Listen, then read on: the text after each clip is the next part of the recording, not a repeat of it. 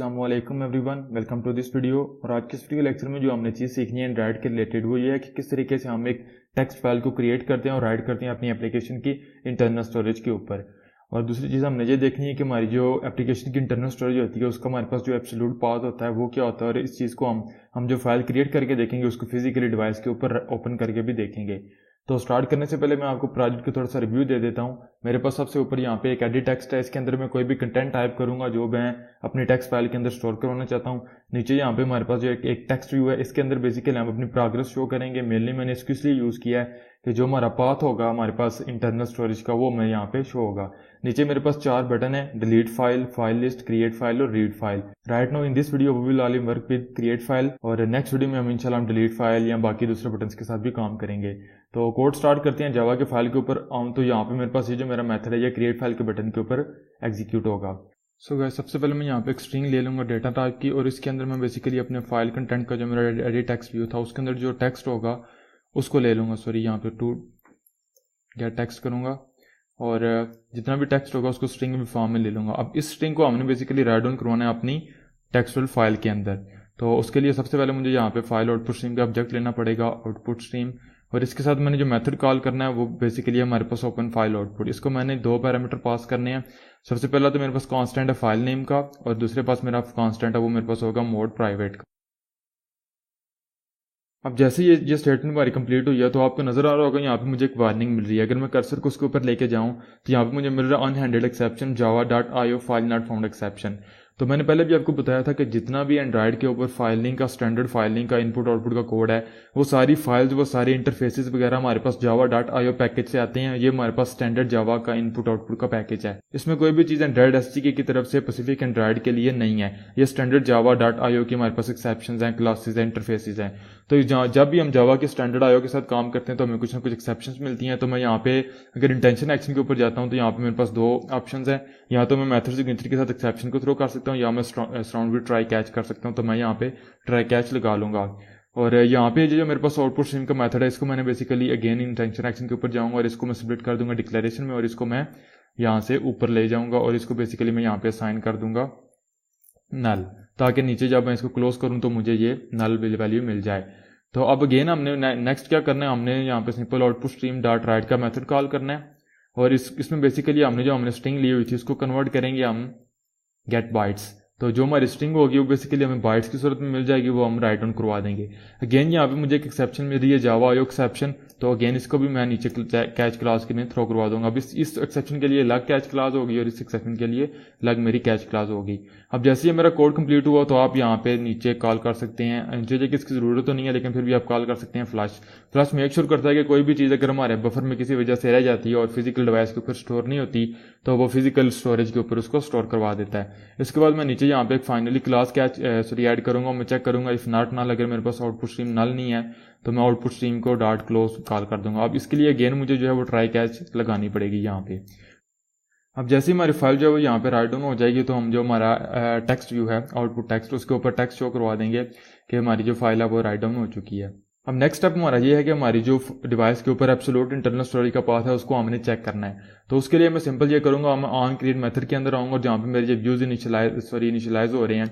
अब यहाँ पे बेसिकली मैं एक स्ट्रिंग का वेरिएबल ले लूंगा, इसको नेम दे दूंगा पाथ। जो मेथड हमने कॉल करना है जो हमें फिजिकल जो हमारे पास इंटरनल स्टोरेज है उसको पाथ देगा एब्सोल्यूट पाथ, तो वो मेथड हमारे पास है गेट फाइल स्टर। अब जैसे इस मेथड को हम कॉल करते हैं तो यहाँ पे आप देख सकते हैं हमारे पास एक फाइल टाइप का ऑब्जेक्ट रिटर्न होता है। तो जैसे आपको पता होगा कि जावा में फाइल हमारे पास 2 तरह की चीजें होल्ड कर सकती है। एक तो हमारे पास किसी भी फाइल का रेफरेंस या किसी डायरेक्टरी का रेफरेंस। तो इसके साथ मैं जब कॉल करूंगा गेट एब्सोल्यूट पाथ तो डॉट टू स्ट्रिंग कर भी लूँ तो मुझे उसकी जरूरत तो नहीं है, लेकिन क्योंकि मुझे ऑलरेडी एक स्ट्रिंग मिल रही है।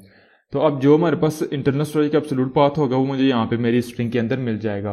तो अब सिंपल मैंने एम आउटपुट टेक्स्ट करूंगा डॉट सेट टेक्स्ट, और इसके अंदर मैंने सिंपली मेरी जो पाथ है उसको मैं शो करवा दूंगा। तो इसको रन करते हैं गाइस मिलिट्री के ऊपर, उसके बाद देखते हैं हमारी जो फाइल क्रिएट होती है और उसको फिजिकल जो है वो ओपन करके भी देखेंगे। सो गाइस हमारी एप्लीकेशन रन होना शुरू हो गया। जैसा कि यहाँ पे आप देख सकते हैं कि जैसे ही मेरा ऑन क्रीन मेथड कॉल हुआ है यानी कि एप्लीकेशन रन हो रही है तो मेरे इस टेक्स्ट व्यू के ऊपर मुझे जो हमारी इंटरनल स्टोरेज का एब्सोल्यूट पाथ था वो शो हो रहा है। वो बेसिकली हमारे पास data/user/0/ मेरी एप्लीकेशन का पैकेज नेम है, और यहाँ पे मेरे पास एक फोल्डर है फाइल्स का। तो यहाँ पे मैं कोई भी कंटेंट टाइप करता हूँ, दिस इज फाइल डेटा, और जैसे ही मैं फाइल क्रिएट फाइल के ऊपर क्लिक करता हूँ तो यहाँ पे आपने देखा मुझे पास टेक्स्ट आ गया फाइल रिटर्न। इसका मतलब हमारी जो फाइल थी वो क्रिएट होकर राइट डाउन हो चुकी है। अब नेक्स्ट स्टेप ये है कि हमने अपनी इस फाइल को फिजिकली डिवाइस के ऊपर ओपन करके देखना है या देखना है कि कहाँ पे हमारे पास जो है वो क्रिएट हुई है।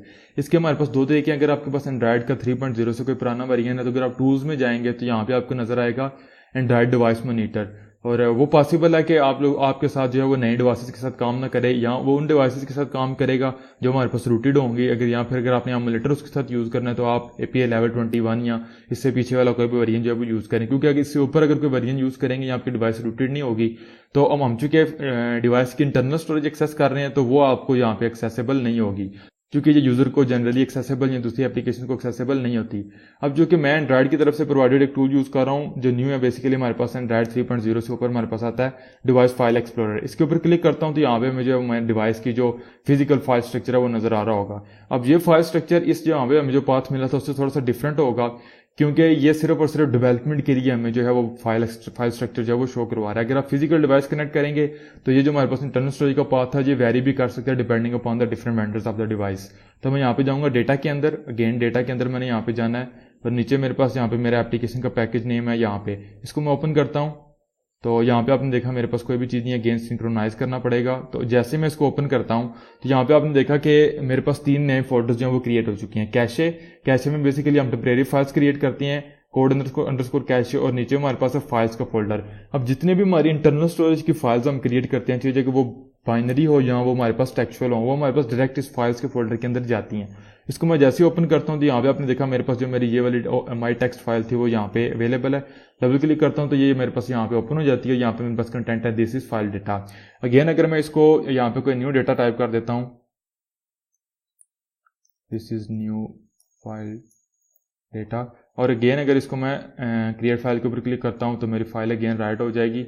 इसको मैं अगेन अगर ओपन करूँ तो यहाँ पे आपने देखा कि this is new file data, मेरे पास जो मेरा अपडेटेड डेटा था वो अवेलेबल है। अगर आप इस डेटा को पेंड करना चाहते हैं तो सिंपल यहाँ पे जो हमारे पास मोड प्राइवेट है इसको आप मोड पेंड करेंगे तो हमारे पास जो जितना भी पहला प्रीवियस कंटेंट था वो वहाँ पे रहेगा और न्यू कंटेंट उसके आगे जो वो राइट डाउन होगा। तो एक दफा कोड रिव्यू करवा देता हूँ आपको गाइस। सबसे पहले हमने बेसिकली स्ट्रिंग में लिया था वो कंटेंट जो हमने अपनी टेक्स्ट फाइल के अंदर स्टोर करवाना था। अब जो कि हमने एक फाइल को एक्सटर्नली क्रिएट करना था एक्सटर्नल सोर्स के ऊपर, एक्सटर्नल स्टोरेज मीडिया के ऊपर, तो हमने काम करना था फाइल आउटपुट स्ट्रीम के ऊपर। तो मैंने इसका एक ऑब्जेक्ट ले लिया और मैंने मेथड कॉल किया ओपन फाइल आउटपुट। इसको मैंने फाइल का नाम पास किया और अपना मोड पास किया, तो इसने मुझे आउटपुट स्ट्रीम जो है वो अपनी इस फाइल के लिए इंटरनल स्टोरेज के ऊपर अवेलेबल कर दिया है। उसके साथ मैंने राइट का मेथड कॉल किया और अपनी स्ट्रिंग को बाइट्स में कन्वर्ट किया और नीचे फ्लश कर दिया, तो मेरा जितना भी डेटा था मेरी स्ट्रिंग के अंदर वो यहाँ पे राइट डाउन हो चुका है। आई होप सो गाइज आप लोगों को समझ आ चुकी होगी कि किस तरीके से हम एक टेक्सचुअल फाइल को क्रिएट करते हैं एंड्रॉइड के अंदर और उसको कैसे जावा के स्टैंडर्ड आईओ पैकेजेस को यूज करते हुए राइट डाउन करते हैं अपनी डिवाइस के इंटरनल स्टोरेज के ऊपर। दूसरा हमने देखा कि कहाँ पे हमारी वो फाइल है फिजिकल जो है वो स्टोर होती है।